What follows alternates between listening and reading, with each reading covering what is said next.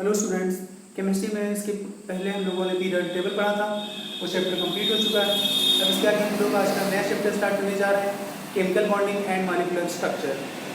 Chemical bonding और molecular structure, ठीक है। केमिकल बॉन्डिंग से पहले एटम दूसरे एटम से जब कंबाइन होता है तो वो इलेक्ट्रॉनों का एक्सचेंज करता है। उस इलेक्ट्रॉनों की जो एक्सचेंज करने की जो कैपेसिटी होती है उसको हम लोग बोलते हैं वैलेंसी, ठीक है। वैलेंसी टर्म दिया था मिस्टर बर्जीलियस ने। और उसके बाद जो एटम होता है किसी भी मॉलिक्यूल में, वो दो एटम आपस में फोर्स ऑफ अट्रैक्शन से हेल्ड होते हैं। उस फोर्स ऑफ अट्रैक्शन को हम लोग बोलते हैं chemical force, and the chemical force term given by mister Davy. Clear? तो ये दोनों नाम हम लोग नोट कर लेते हैं। Concept of valency, concept of valency, Berzelius.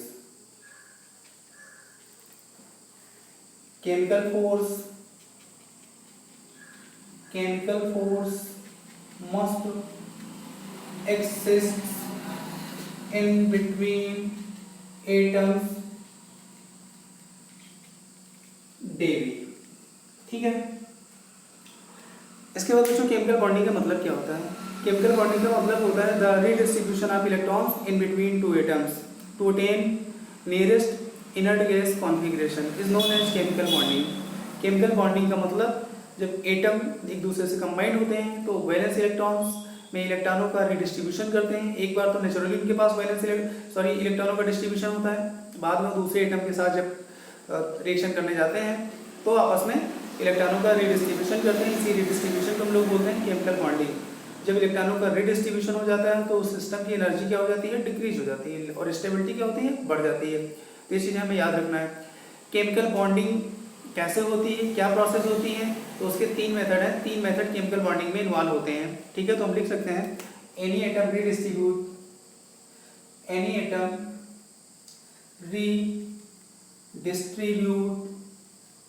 Electrons by following methods. इलेक्ट्रॉनों का जो रिडिस्ट्रीब्यूशन होता है for the chemical bond formation is of following three types. Number A by sharing of electrons, number A by transfer of electrons, number B by sharing of electrons, and number C by transfer plus sharing of electrons. Number A by transfer of electron, number B by sharing of electrons, number C by transfer plus sharing. By transfer of electrons, it is known as electrovalency,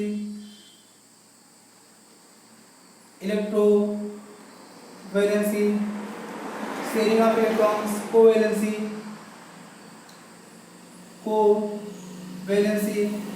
transfer plus sharing, coordinate valency.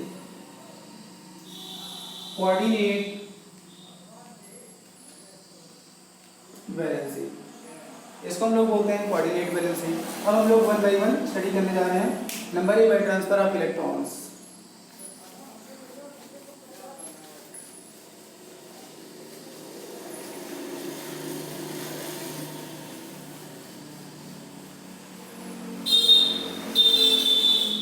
Number A by transfer of electrons. By transfer of electrons, इलेक्ट्रॉनों का जब transfer होता है तो यहाँ पे एक condition होती है, और वो कंडीशन क्या होती है?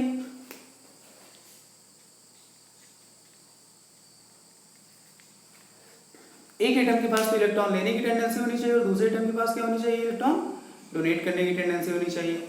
तो जब इलेक्ट्रॉन एक डोनेट करेगा कैटायन का फॉर्मेशन होगा, और जो दूसरा एक्सेप्ट करेगा एनायन का फॉर्मेशन होगा। कैटायन और एनायन एक दूसरे को हेल्ड रखेंगे by electrostatic force of attraction, और उसी फोर्स को हम लोग यहाँ पे नाम देते हैं इलेक्ट्रोवैलेंट बॉन्ड। क्लियर?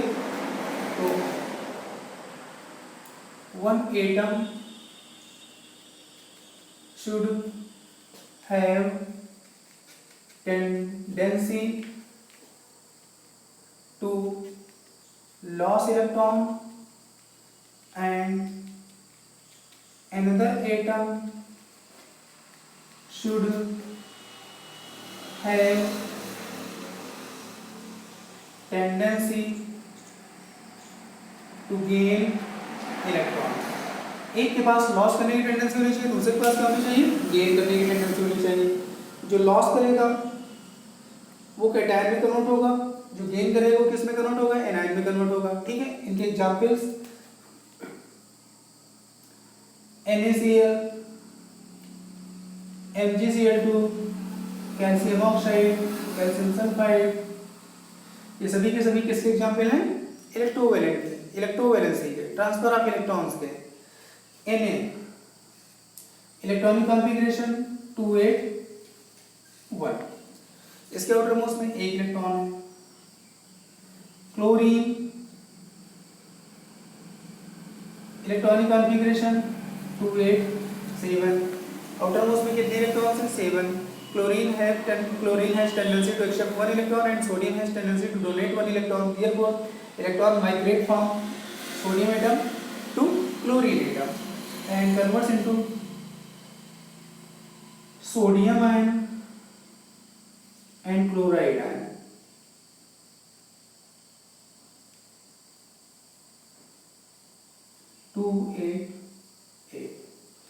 और ये दोनों इलेक्ट्रोस्टैटिक फोर्स ऑफ अट्रैक्शन से होल्ड होते हैं और उसी फोर्स को हम लोग यहाँ पे नाम देते हैं इलेक्ट्रोवैलेंट बॉन्ड। ठीक है, example number next MgCl2।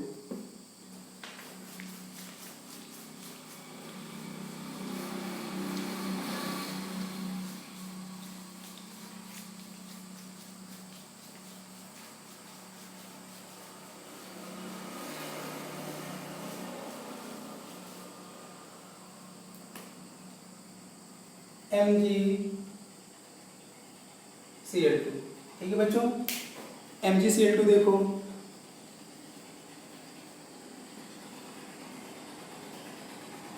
Magnesium का एटॉमिक नंबर होता है 12,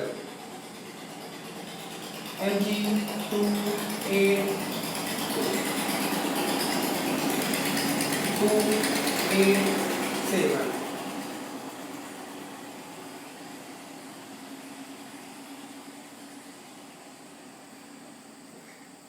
1 2 3 4 5 6 7, 1 2 3 4 5 6 7, इसका भी इलेक्ट्रॉनिक कॉन्फ़िगरेशन 287 हो गया। एक इलेक्ट्रॉन यहाँ पे इस क्लोरीन के पास पहुंच जाएगा, एक इलेक्ट्रॉन इस क्लोरीन के पास पहुंच जाएगा, तो मैग्नीशियम कन्वर्ट होगा, मैग्नीशियम डबल पॉजिटिव आयन, और क्लोरीन दोनों कन्वर्ट हो जाएंगे क्लोराइड एनायन में। तो 1 2 3 4 5 6 7 8 माइनस Mg2 प्लस फिर Cl 3 4 5 6 7 माइनस, और ये MgCl2 का फॉर्मेशन। इस तरह बच्चों इलेक्ट्रॉनों का ट्रांसफर होता है और इलेक्ट्रोवैलेंट बॉन्ड फॉर्म होता है, जिसका दूसरा नाम होता है आयनिक बॉन्ड। ये जनरली क्या नॉन डायरेक्शनल इन नेचर होता है, non directional in nature. Electrovalent bond is non-directional in nature, ये नॉन डायरेक्शनल होता है। ठीक है, नंबर बी देख लेते हैं, by sharing of electrons, that is known as covalency.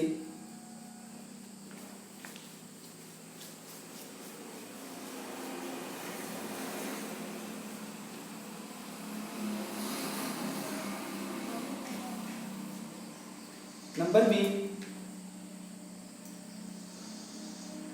Bye sharing of electron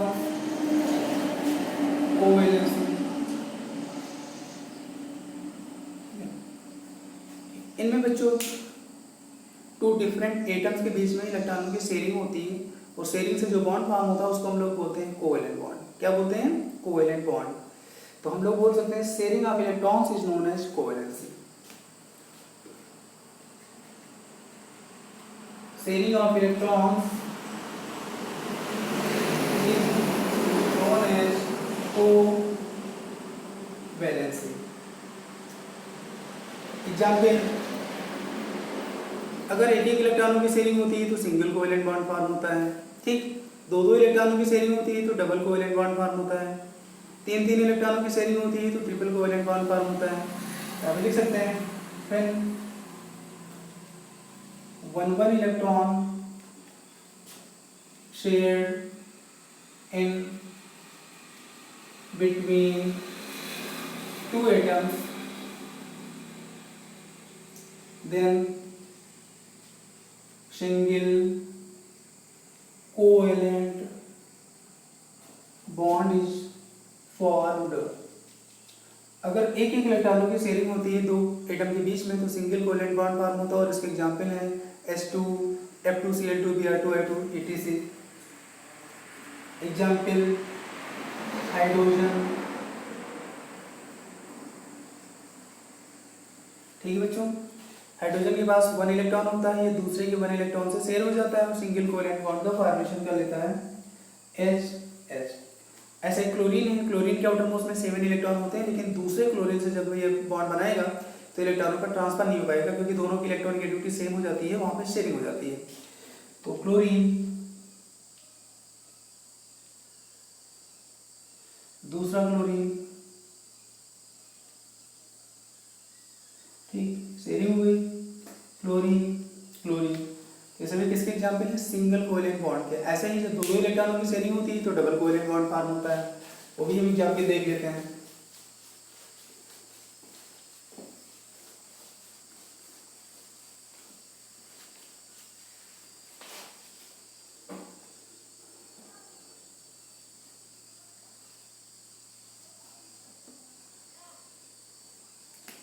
Number second, when two electrons share in between two atoms, then double covalent bond is formed, then double covalent bond is formed।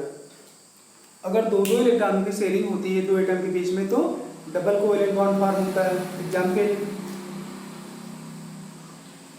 Oxygen oxygen.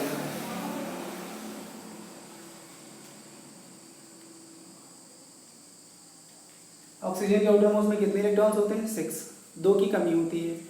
दोनों आपस में दो इलेक्ट्रॉनों की sharing करके इधर इसकी octet complete हो जाती है और इधर इसकी ऑक्टेट कंप्लीट हो जाती है। और जब ऑक्टेट कंप्लीट हो जाती है तो जितने इलेक्ट्रॉन शेयर किए उतने दोनों एटम के बीच में बॉन्ड आ जाते हैं। ऑक्सीजन डबल बॉन्ड ऑक्सीजन और O2, इसी को हम लोग क्या बोलते हैं? O2। ऐसे ही अगर दो एटम के बीच में 3 इलेक्ट्रॉनों की शेयरिंग होती है तब हम ट्रिपल कोवेलेंट बॉन्ड फॉर्म होता है। When 3 electrons share in between two atoms, then triple covalent bond is formed। तो उस केस में ट्रिपल कोवेलेंट बॉन्ड फॉर्म होता है। इसका एग्जाम्पल क्या है? Nitrogen N2 molecule. Example nitrogen plus nitrogen के आउटर मोस्ट में 5 इलेक्ट्रॉन्स हैं। 5 में 3 की रिक्वायरमेंट है, दोनों को 3 की रिक्वायरमेंट है, दोनों 3 इलेक्ट्रॉनों की क्या कर लेंगे? शेयरिंग कर लेंगे। तो इस नाइट्रोजन की भी ऑक्टेट कंप्लीट हो गई और इस नाइट्रोजन की भी ऑक्टेट कंप्लीट हो गई, और क्योंकि दोनों में 3 इलेक्ट्रॉनों की शेयरिंग की है तो दोनों के बीच में ट्रिपल कोवेलेंट बॉन्ड आ जाएगा। और ठीक है बच्चों, कुछ और एग्जाम्पल हम लोग कोवेलेंसी के पढ़ लेते हैं।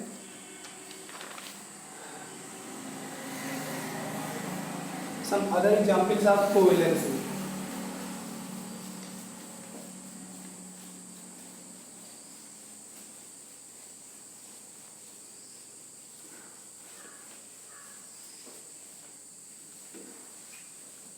Some other examples of covalency.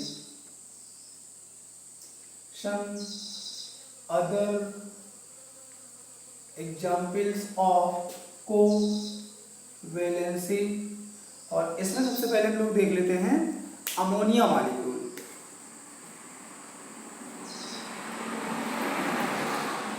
Ammonia, nitrogen के आउटर मोस्ट में कितने इलेक्ट्रॉन्स होते हैं? 5। ठीक है,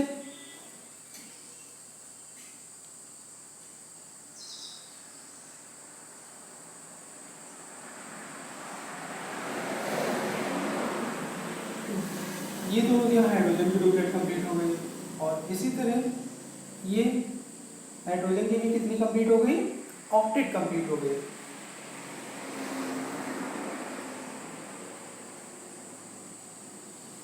ठीक है, क्यों? हाइड्रोजन के 5 इलेक्ट्रॉन थे, वैलेंस 3 इलेक्ट्रॉनों की रिक्वायरमेंट थी, 3 हाइड्रोजन ने 1 इलेक्ट्रॉनों की शेयरिंग कर ली, तो ये ऑक्टेट कंप्लीट हो गई। एग्जाम्पल नंबर नेक्स्ट है मीथेन, CH4। ठीक है, तो कार्बन के आउटर मोस्ट में 4 इलेक्ट्रॉन होते हैं, 4 की इसको रिक्वायरमेंट है, और हर हाइड्रोजन 1 इलेक्ट्रॉन शेयर करेगा, तो 4 हाइड्रोजन के साथ 4 इलेक्ट्रॉन कार्बन के शेयर हो जाएंगे।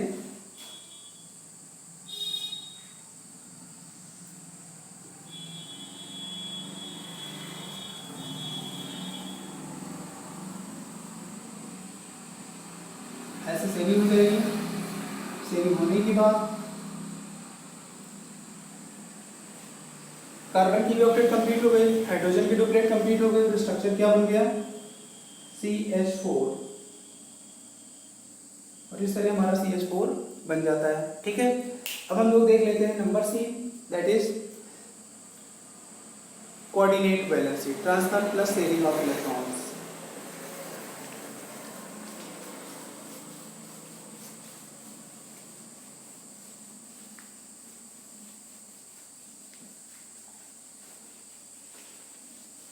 Transfer plus sharing of electrons.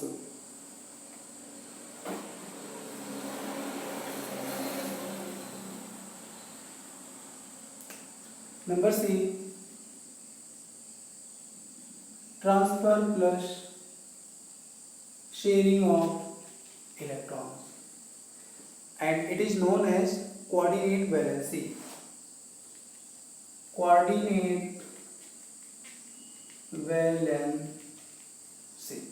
ठीक है, कोऑर्डिनेट बॉन्ड को हम इस टाइप से शो करते हैं, इसको हम लोग बोलते हैं कोऑर्डिनेट बॉन्ड। ठीक है बच्चों, कैसे होता है ट्रांसफर प्लस शेयरिंग, ये कोई एक एटम A है, इसकी ऑक्टेट कंप्लीट है, 8 इलेक्ट्रॉन इसके पास वैलेंस शेल में है, P इसके पास 6 इलेक्ट्रॉन है, दो की कमी है, 2 यहाँ पे ऑक्टेट है, यहाँ पे 2 की कमी है, 1 इलेक्ट्रॉन इधर से इधर पहले यहाँ पे पहुंच जाएगा, जब ट्रांसफर हो जाएगा तो ये कन्वर्ट हो गया A कैटायन में, और B किस में कन्वर्ट हो गया,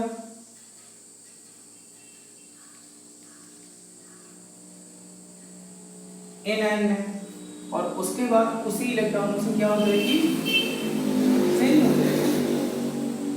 तो पहले ट्रांसफर हुआ, फिर क्या हुआ, शेयरिंग हुई। तो हम लोग इसको इस तरह, या तो इसको हम लोग रिप्रेजेंट कर सकते हैं A B प्लस और माइनस, या इसी को हम लोग A B। कोऑर्डिनेट बॉन्ड बनाएंगे तो चार्ज हम शो नहीं करेंगे, और अगर चार्ज शो करेंगे तो हम शेयरिंग भी दिखाएंगे, ट्रांसफर प्लस शेयरिंग। तो ये है बच्चों transfer plus sharing of electrons, और इस बॉन्ड को हम लोग बोलते हैं कोऑर्डिनेट बॉन्ड। अब इसकी कंडीशन क्या है, एक कंडीशन देख लो सब लोग।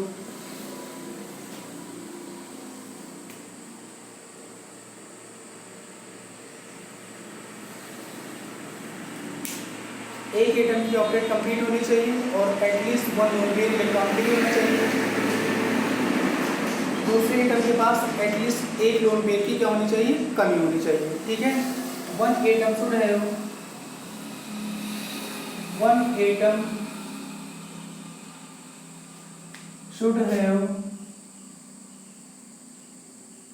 8 electrons in outermost shell, and at least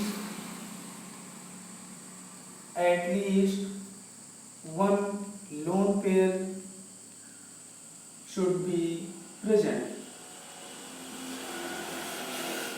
एक एटम के पास वैलेंस शेल में 8 इलेक्ट्रॉन होना चाहिए, और साथ में क्या होना चाहिए, कम से कम 1 पेयर इलेक्ट्रॉन लोन पेयर के फॉर्म में होना चाहिए। जो हमारा दूसरा एटम है उसके पास 1 पेयर की क्या होनी चाहिए, कमी होनी चाहिए। ठीक है, या 2 इलेक्ट्रॉन की कमी होनी चाहिए। And another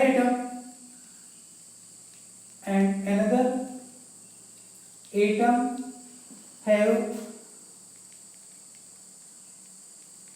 deficiency of electron या 1 लोन पेयर कह सकते हैं। 2 इलेक्ट्रॉन की कमी होनी चाहिए या 1 लोन पेयर होना चाहिए, 1 लोन पेयर कम होना चाहिए। फर्स्ट एटम को डोनर बोलते हैं और दूसरे एटम को हम लोग क्या बोलते हैं, acceptor. First atom is known as donor and another is known as acceptor। क्या बोलते हैं, acceptor.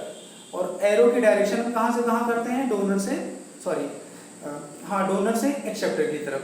It is represented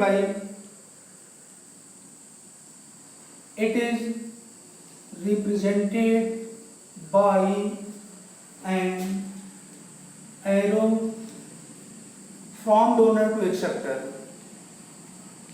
from donor to acceptor। Donor से किधर करते हैं, एक्सेप्टर की तरफ करते हैं। अब इसके बच्चों कुछ एग्जाम्पल हम लोग देख लेते हैं, ठीक है। तो ऐसे एग्जाम्पल जहां पे कोऑर्डिनेट बॉन्ड या डेटिव बॉन्ड प्रेजेंट होता है। Examples of coordinate bond or dative bond। Examples of coordinate bond, ये इसी का दूसरा नाम है dative bond। सबसे पहले इसका बेस्ट एग्जाम्पल बच्चों है ओजोन।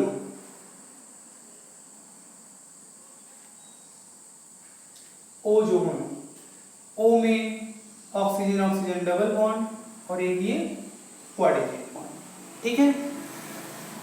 तो बच्चों बाकी इसके बहुत सारे एग्जाम्पल हैं और वो बाकी जो बहुत सारे एग्जाम्पल हैं वो हम लोग अपने नेक्स्ट वीडियो लेक्चर में पढ़ेंगे। Thank you very good.